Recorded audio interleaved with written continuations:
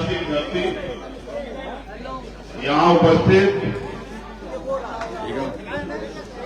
बहुजन समाज के सभी सम्मानित लोगों, हमारे छोटे छोटे बच्चियों,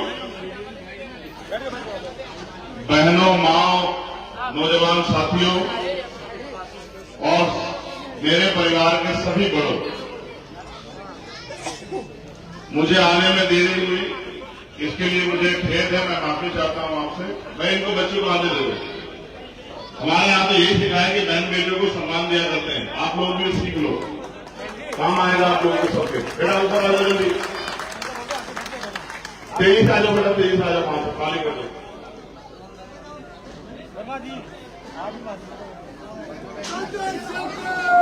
आ जाओ बेटा, अपने जल्दी आ जाओ, बस बैठो बैठो बैठो, इनको ऊपर भेज दो, महिलाओं को सबको ऊपर भेज दो, आ जाएंगे रास्ता दो भैया, फोटोग्राफर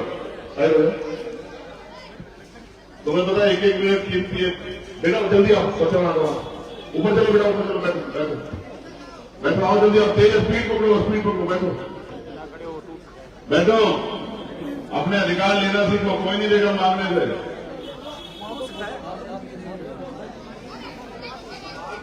बस अब आप बैठ लो, आपकी तरफ से आवाज नहीं आती यहां से बिल्कुल।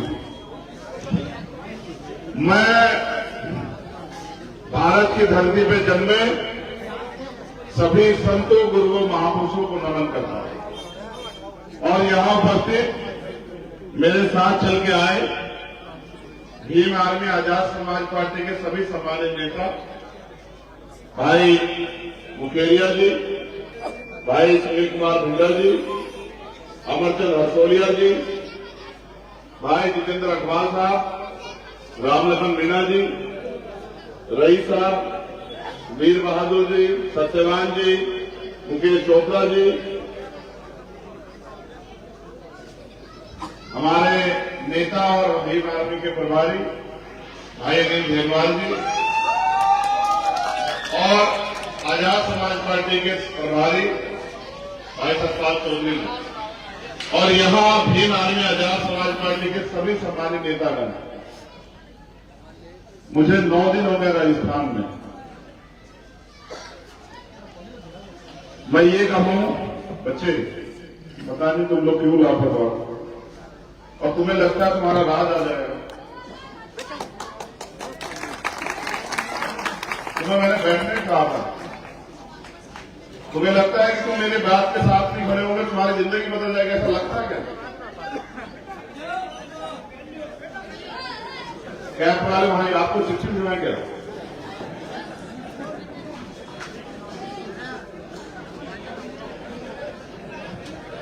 नौ दिन एक लंबा समय होता है, 9 दिन, और इन 9 दिन से पहले मैं राजस्थान को शायद वैसे नहीं जानता हूं। मुझे पता था कि हजारों मील दूर मैं आता हूं यहां, ये सच कि मैं समय समय पे आता हूं। जब भी यहां जुल्म जाति अन्याय अत्याचार होता है, कमजोरों पे मैं आता हूं अपनी जिम्मेदारी अदा करने के लिए, आपका बेटा भाई होने के नाते, इस समाज का जागरूक व्यक्ति होने के नाते। लेकिन इस बार जो 9 महीने मैंने देखा, 9 दिन में मैंने देखा राजस्थान को, गरीबी, बेबसी, लाचारी, उदासी, नाउमीदी, चेहरों पर निराशा, मगर कहीं ना कहीं मैंने ये भी देखा एक उम्मीद, एक विश्वास, एक अपनापन, एक प्यार, एक ऐसा रिश्ता जिसका कोई नाम नहीं,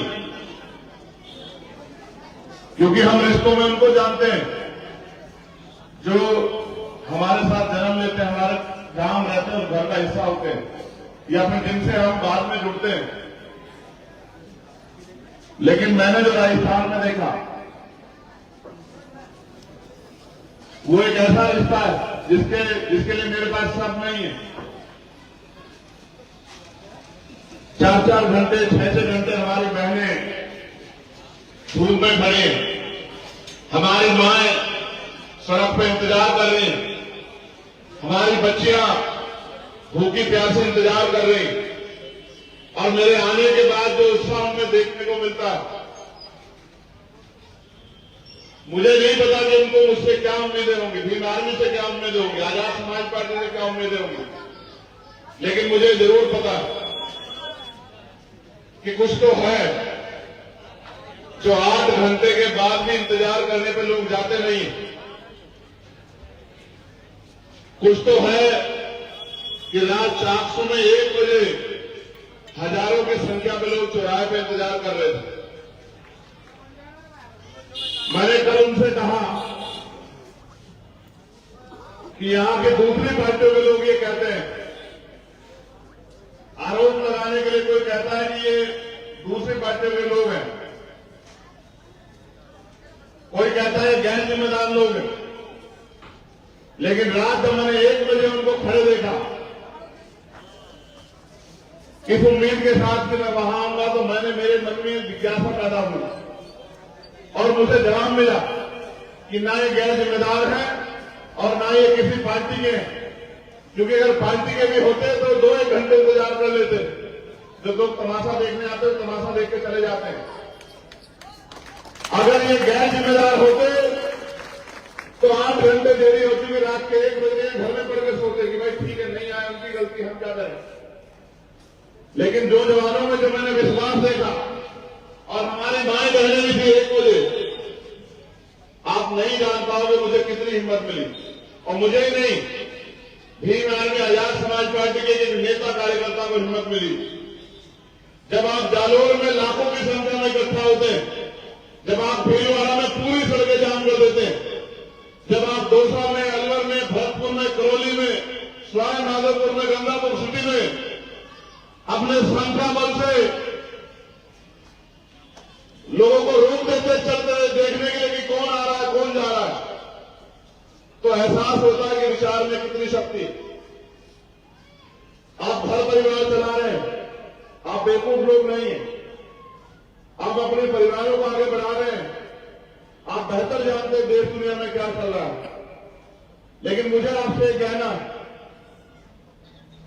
आज अगर ये सम्मान का जीवन मिला, मगर ये धरती बड़ी मजबूत है, मैं इसको नतमस्तक करता हूं, क्योंकि मुझे बताया गया कि ये जो डॉक्टर बाबा साहब अम्बेडकर की स्टैच्यू लगी हुई है, इसका उद्घाटन जो है, इसका अनावरण माननीय काशीराम साहब ने किया।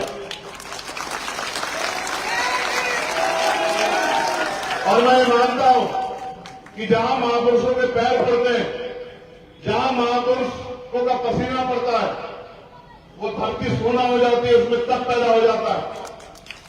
तो मैं धन्यवाद दूंगा नवलगढ़ के लोगों का जो आज यहां उपस्थित है, या जो एक लंबी यात्रा पैदल हमारे साथ करके आए।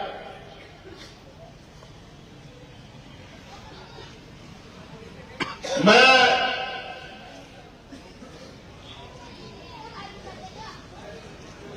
जब हमने यात्रा शुरू की सिद्धार्थनगर उत्तर प्रदेश से, सिद्धार्थनगर उत्तर प्रदेश वो धरती है जहां भगवान बुद्ध में नेपाल बॉर्डर कपिल वस्तु लुम्बिनी, जब हमने ये शुरू की तो इस उम्मीद से की, क्योंकि हम एक पढ़े लिखे लोग इतिहास को जानते हैं, और इस इतिहास ये गवाही देता है कि अगर आज जो कुछ अधिकार हमारे पास है, ये अधिकार हमें मांगने से, रोने से, चिल्लाने से, घर में दुख के रहने से, या हमारे दुख तकलीफें देखते किसने हमें नहीं दिए, इसके लिए। और आज जहां हम लोग खड़े हैं, जो हाल हमारे, इसके लिए हमारे महापुरुषों ने समय समय पर कुर्बानियां दी हैं। राष्ट्रपिता ज्योतिबा फूले से लेके छत्रपति साहू जी महाराज, डॉक्टर बाबा साहब अम्बेडकर, और ऐसे सैकड़ों महापुरुष हुए जिनमें माननीय काशीराम साहब को भी याद करते हैं, जिन्होंने अपना जीवन, अपने सुख सुविधाएं और अपने बच्चे तक कुर्बान किए, और वो अपने लिए नहीं जिए, अपनी आने वाली पीढ़ियों के लिए दिए और एक एक मिनट उन्होंने हमारी तरक्की के लिए हमें अपने पैरों पर खड़ा करने के लिए लगाई। अगर उन्होंने अपना काम न किया होता तो किसी ने हमारे आंसू देख के हमारी जिंदगी के लिए कोई परिवर्तन नहीं चुना होता। और इसका उदाहरण है कि भारत का इतिहास ये बात कहता है और आजकल जब आपस में कोई चर्चा होती है वो टीवी में मैंने सुना कि बड़े जिम्मेदार लोग ये कहते हैं कि इस देश में जाति व्यवस्था बनाई गई, उससे पहले वर्ण व्यवस्था बनाई गई, ऊंच नीच बनाया गया, भेदभाव बनाया गया और लगभग 2000 सालों तक इस देश के बड़े तबके को, जिनको आज के संविधान की वजह से हम लोग एससी एसटी ओबीसी के रूप में जानते हैं, उसको तमाम अधिकारों से वंचित रखा गया। उससे भी आगे बढ़ के शिक्षा जो जीवन में आपको अच्छा बुरा, छोटा बड़ा, गलत सही, तर्क वितर्क का ज्ञान देती है, उस शिक्षा से वंचित रखा गया। आर्थिक साधनों से वंचित रखा गया। जुल्म हुए, तन ढकने का अधिकार नहीं था महिलाओं के पास। सती प्रथा थी, विधवा विवाह नहीं होते थे, बाल विवाह होते थे और बहुत सारी कुरीतियां थी। वो सारी कुरीतियां धीरे धीरे खत्म हुई, लेकिन हर कुरीति को खत्म करने के लिए एक संघर्ष करना पड़ा। इसलिए मैंने आपसे कहा कि इसलिए जुल्म जाति के बाद भी आप किसी का दिल नहीं बसीजा कि आपको अधिकार दिया जाए, आपको स्वाभिमान सम्मान का जीवन दिया जाए। ये तो भला हो। मैं उस मां को, उस पिता को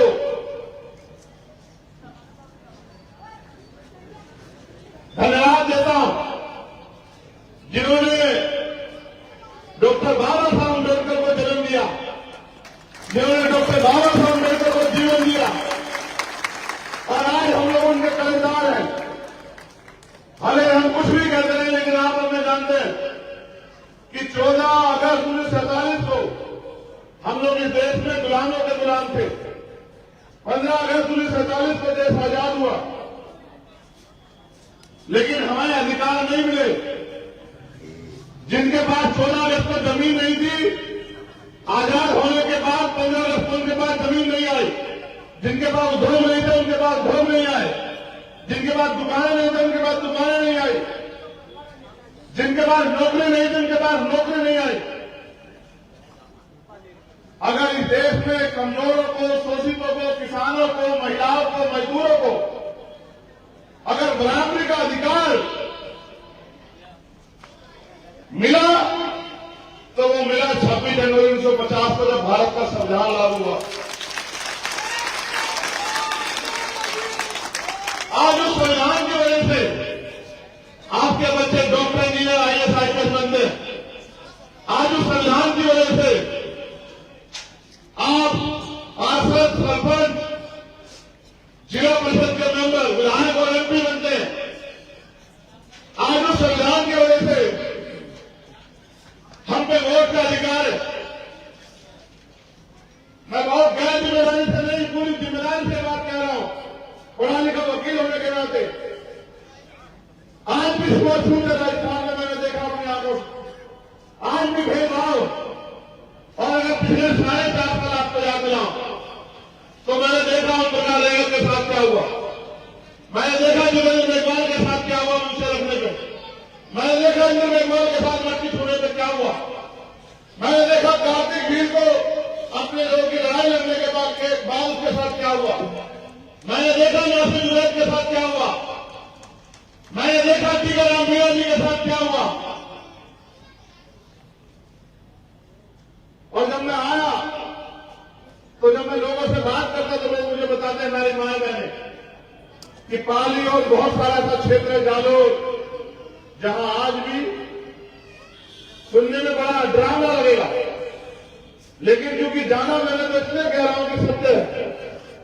आज भी ऊंची जातियों घर के आगे से हमारी महिलाएं चप्पल पहन के नहीं निकलती। हमारे लोग मोटरसाइकिलों पे, साइकिलों पे नहीं निकल सकते हैं। इस बात को जानने के बाद मुझे लगा कि देश तो आजाद हो गया, लेकिन राजस्थान का बहुत सारा हिस्सा अभी आजादी मांग रहा है। कैसी आजादी? सामाजिक आजादी, धार्मिक आजादी, आर्थिक आजादी। और भारतीय संविधान की जो प्रस्तावना कहती है कि जाति धर्म स्थान के आधार पर किसी के साथ भेदभाव नहीं हो सकता। इसलिए मैं मानता हूं और मेरा अनुभव यह कहता है कि इसके जिम्मेदार वो लोग नहीं है जो एक करें, इसके जिम्मेदार हम लोग हैं। हमारे बहुत ही सीनियर लोग यहां बैठे। बाबा साहब ने पूरी कॉन्स्टिट्यूशन असेंबली को सहमत किया कि वोट का अधिकार हर बालिग व्यक्ति को मिलना चाहिए, हर बालिग व्यक्ति को। कोई कहता था वोट का अधिकार उसको मिले जो धरना से हो, कोई कहता उसको मिले जो लगान देता, कोई कहता उसको मिले जो जमींदार, कोई कहता उसको मिले जो पढ़ा लिखा, कोई कहता उसको मिले जो उद्योग व्यापार। लेकिन बाबा साहब ने कहा कि इसलिए डेमोक्रेसी लोकतंत्र नहीं होगा जब तक वो फैसला करेंगे इतने बड़े देश के, इतने बड़े समुदाय के, इतने लोगों का जिंदगी का। अगर लोकतंत्र लाना है तो हर व्यक्ति को जो सोच समझ सकता, जिसकी आयु 21 साल हो, उसको वोट का अधिकार मिलना चाहिए। और फिर क्योंकि बाबा साहब बैरिस्टर से पहले गए थे, उन्होंने तर्क की कसौटी पर सहमत किया कि भारत के हर एक बालिग व्यक्ति को वोट का अधिकार मिलेगा। सम्मानित लोगों, आज भारत में लोकतंत्र है। जब लोकतंत्र नहीं था तो राजतंत्र था। राजतंत्र में राज व्यवस्था कैसे बदली जाती थी? जैसे आज आप यहां बैठे, ऐसे ही एक राजा की सेना होती थी, दूसरी तरफ दूसरे राजा की सेना होती थी। महीनों महीनों युद्ध चलते थे, तलवारें, भाले, तोपें, बंदूकें चलती थी, संधियां होती थी, हजारों हजारों लोग मर जाते थे, जमीन रक्त रंजित हो जाती थी, तब राज बदलता था। लेकिन बाबा साहब अम्बेडकर ने आपके मुठे में ताकत दे दी, क्योंकि लोकतंत्र है। जिसका वोट होगा, लोकतंत्र का मतलब ये है जिसका वोट होगा उसका राज होगा। जिनकी संख्या ज्यादा होगी वो इकट्ठा होकर अपना राज ले आएंगे। और आप ये जान लो, अगर आपकी संख्या लाखों में क्यों ना हो और आपका व्यक्ति सदन में नहीं है, आपके पास राजनीतिक ताकत नहीं है, तो आपके एक मसले में चर्चा नहीं होगी। चाहे आप भूखे मरो, चाहे आपको इलाज न मिले, अच्छी पढ़ाई न मिले, चाहे आप पे जुर्म जाति में अत्याचार हो, क्योंकि आवाज उनकी उठती है जिनका नेता होता। आपने नवोदय में क्या मजाक किया?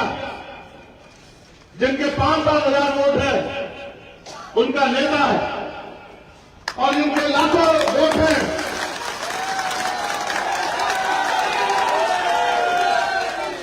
जिनके लाखों वोट हैं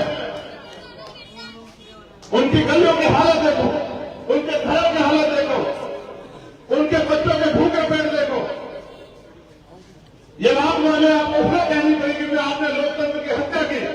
अगर वास्तविकता में आप माननीय काशीराम साहब की बात पर पहरा देने वाले होते, आप बाबा साहब की बात पर पहरा देने वाले होते, तो ऐसा कभी नहीं होता कि जिनके थोड़े से वोट वो विधायक होते और जिनके बहुसंख्यक वोट है वो गेट के बाहर खड़े होते। ऐसा कभी नहीं होता। जैसा मैंने पहले कहा कि हम गलत है, हम जिम्मेदार हैं, हमने अपने वोट को संगठित नहीं किया। बाबा साहब हमें वर्ग बना के गए, अनुसूचित जाति, अनुसूचित जनजाति, अति पिछड़ा वर्ग, अल्पसंख्यक समाज, लेकिन कभी बने नहीं। हमने हमेशा ये सोचा कि हमें तो रूखा सूखा मिल रहा है, हमें इसमें दूर रहना चाहिए। जबकि आप ये नहीं समझे कि बाबा साहब ने वोट का अधिकार आपको गुलामी के रंगों में नहीं दिया। उन्होंने वोट का अधिकार दिलाने के साथ ये बात कही थी कि आज मैंने रानी का पेट छीन दिया, आज के बाद राजा पहले वोट से तैयार होगा, आपकी वोट से तैयार होगा। आप मुझे अपने मन से बताओ, इस विधानसभा में बहुजन समाज के लोगों का वोट ज्यादा है या जिनका आज विधायक उनका वोट ज्यादा? आप बताओ।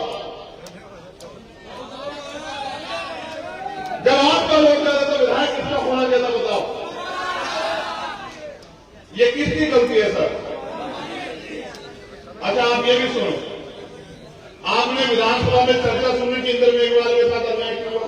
सुनी आपने कभी?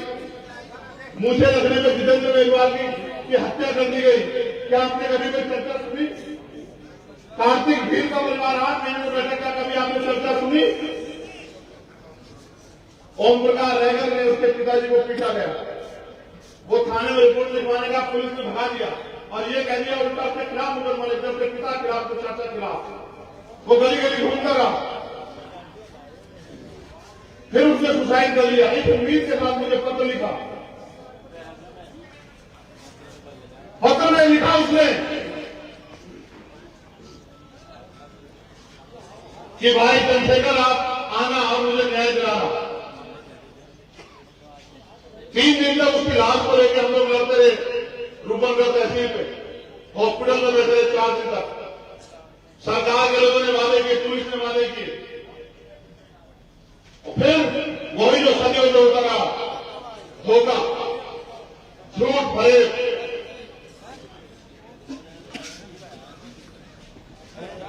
मैं बस आपसे पूछना चाहता हूं, आपको ऐसा क्यों लगता है? हमें कैडर के साथ बातचीत बताया करते थे, इस बात पे गौर करना आप लोग कि हर समाज के पास 5 तरह के बल होते हैं। पहला बल बुद्धि बल, दूसरा बल बाहुबल, तीसरा बल जनबल, चौथा बल धन बल और 5वां बल मनोबल। मैं आपसे पूछना चाहता हूं मेरे लोगों, जब आप वोट देके दूसरे व्यक्ति को जिता सकते हो तो आप अपना एमएलए क्यों नहीं बना सकते? यहां ये बताओ मुझे।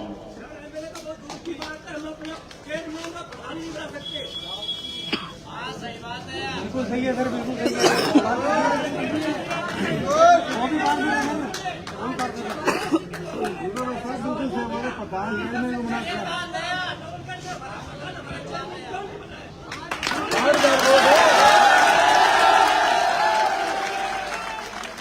देखो, बिल्कुल सही कहा आपने, बिल्कुल सही कहा कि हम यहाँ विधायक को छोड़ो, हम यहाँ चेयरमैन नहीं बना पाए, पार्षद नहीं बना, बिल्कुल सही बात। लेकिन ये भी बताओ मेरे भाई,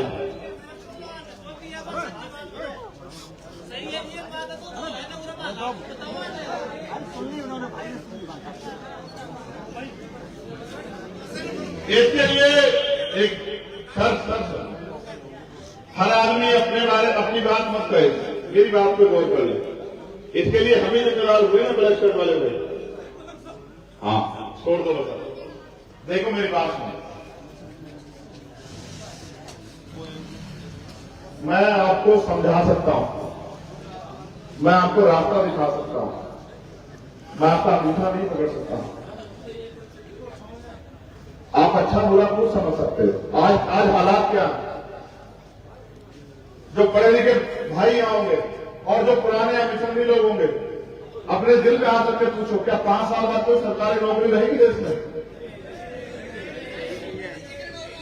और अगर सच कहूं, अगर ये वोट की शक्ति आपके पास ना हो, आपकी गली में पैर रखने नहीं आएगा कोई। देखो, सारे सरकारी डिपार्टमेंट प्राइवेट हो गए, तमाम में निजीकरण चल रहा है, किसान परेशान है, पढ़े लिखे नौजवान बेरोजगार घूम रहे हैं, और छोटे पार्टियों को यहां बसों में बैठ के पेपर लीक होते हैं आपके यहां पे, बस की बस बैठ के, और वो गरीबों के बच्चे नहीं है, ये भी याद रखो। नेताजी का बेटा क्या तो विधायक बनेगा, मंत्री बनेगा, चेयरमैन बनेगा, या फिर अधिकारी कर्मचारी बनेगा। विधायक जी के रिश्तेदार क्या तो नेता बनेंगे, या फिर वो अधिकारी कर्मचारी बनेंगे। और आपके बच्चे वो पढ़ लिख के वो घर में इंतजार करेंगे कि कब कोई भर्ती निकले और हमारे हिस्से में कोई नौकरी आए। मैं बहुत पूरे राजस्थान को कह रहा हूं, आपको भी कह रहा हूं,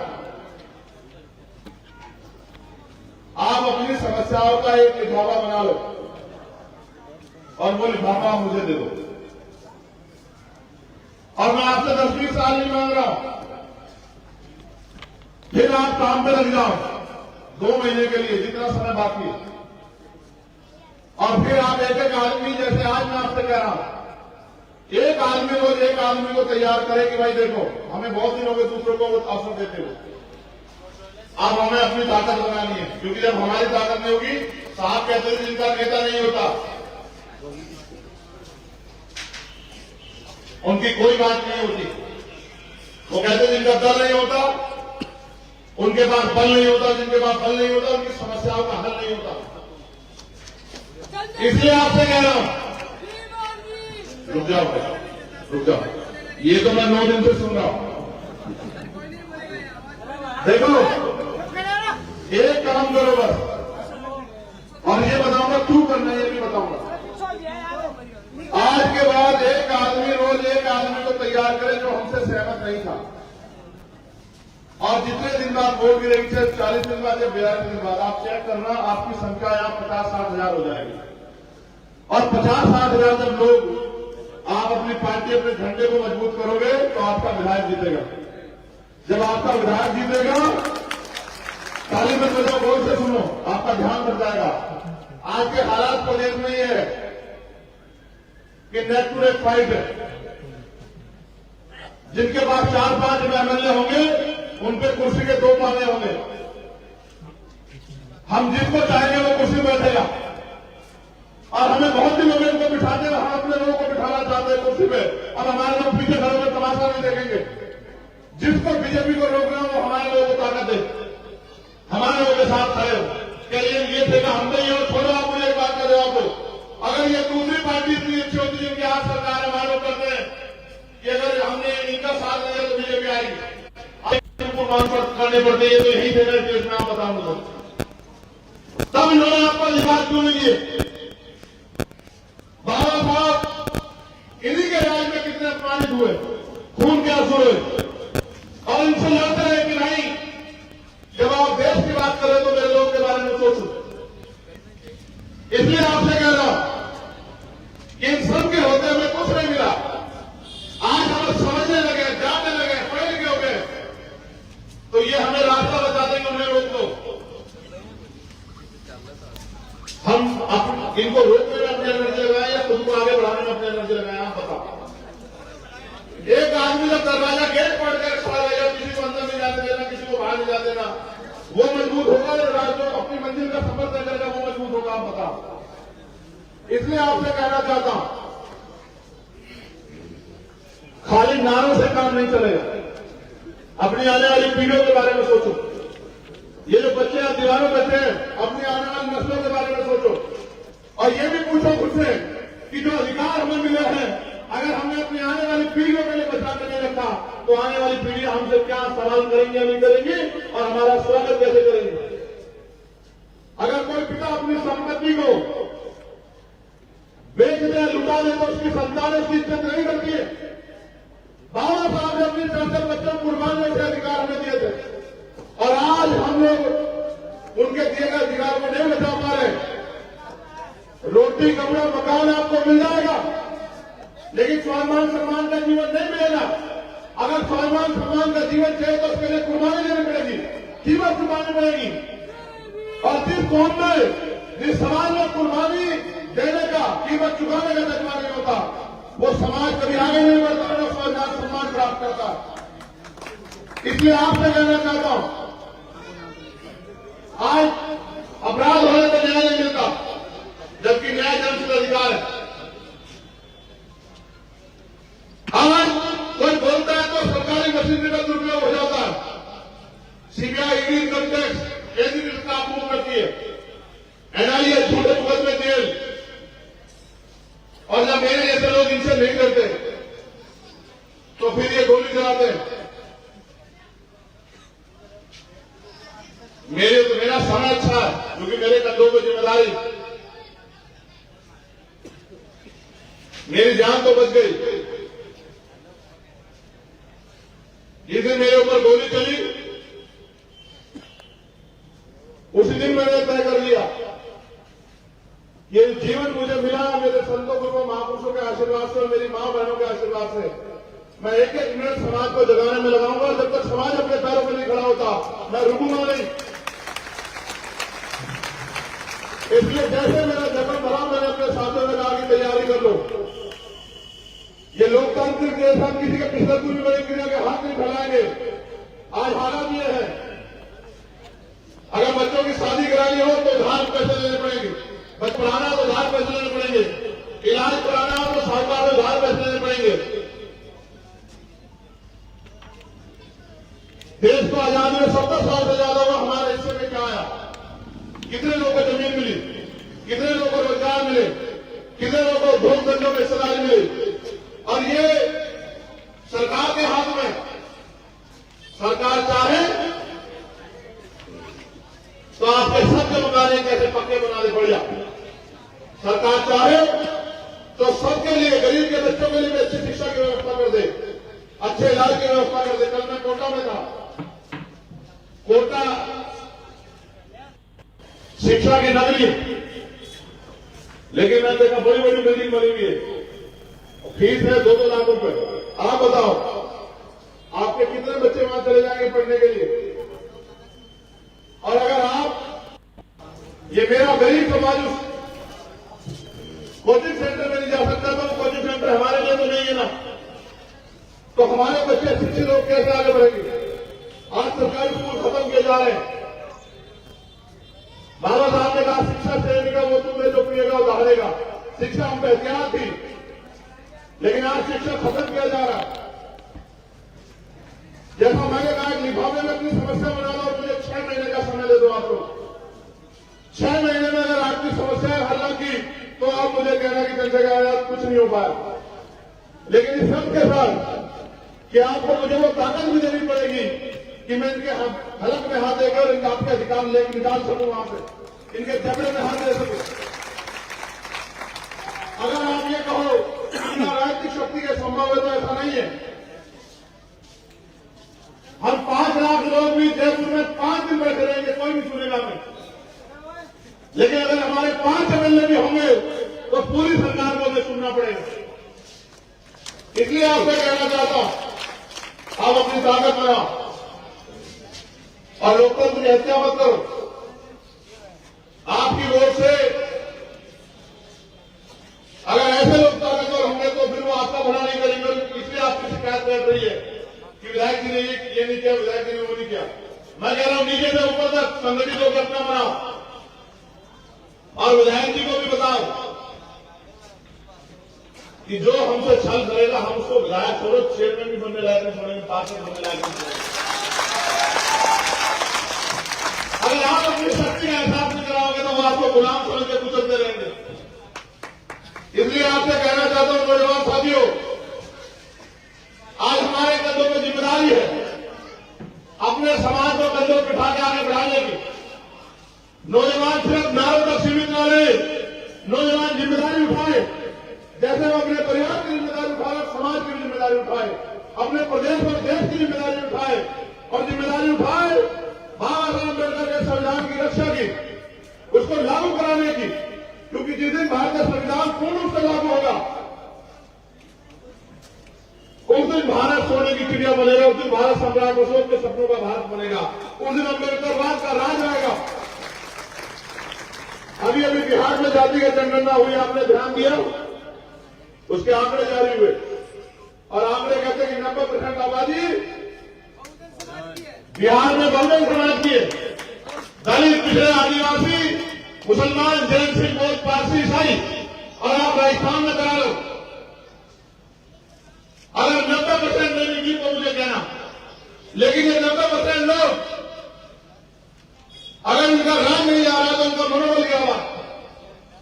इनको लगता है ये नहीं कर सकते।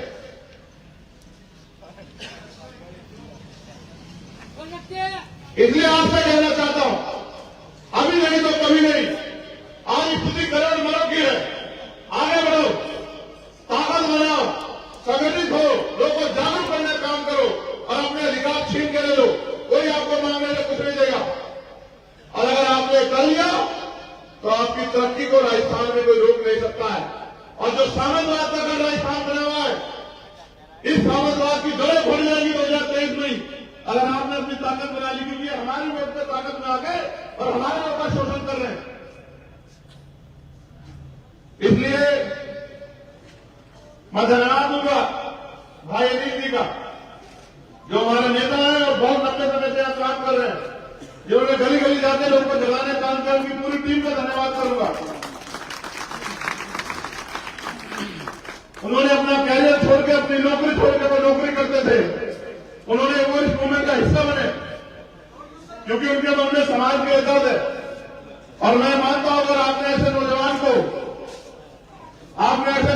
मौका दिया तो मैं लिख के देता हूं कि आपका हाथ नहीं पड़ेगा। और आप ये जानते हैं कि हम ये कर सकते हैं।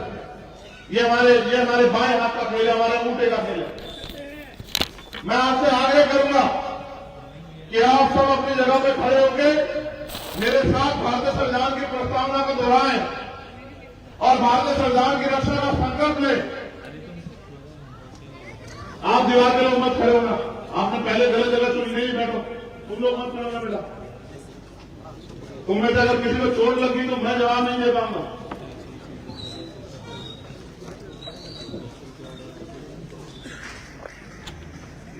हम भारत के लोग भारत को एक संपूर्ण प्रभुत्व संपन्न समाजवादी धर्मनिरपेक्ष लोकतंत्रात्मक गणराज्य बनाने के लिए तथा उसके समस्त नागरिकों को सामाजिक, आर्थिक और राजनीतिक न्याय, विचार, अभिव्यक्ति, विश्वास, धर्म और उपासना की स्वतंत्रता, प्रतिष्ठा और अवसर की क्षमता प्राप्त कराने के लिए तथा उन सब में व्यक्ति की गरिमा और राष्ट्रीय एकता और अखंडता सुनिश्चित करने वाली बंधुता बढ़ाने के लिए दृढ़ संकल्प होकर अपनी संविधान सभा में आज तारीख 26 नवंबर 1949 ईस्वी को एतदार द्वारा इस संविधान को अंगीकृत, अधिनियमित और आत्मसमर्पित करते हैं। चलो संकल्प करो ऐसे हाथ करके।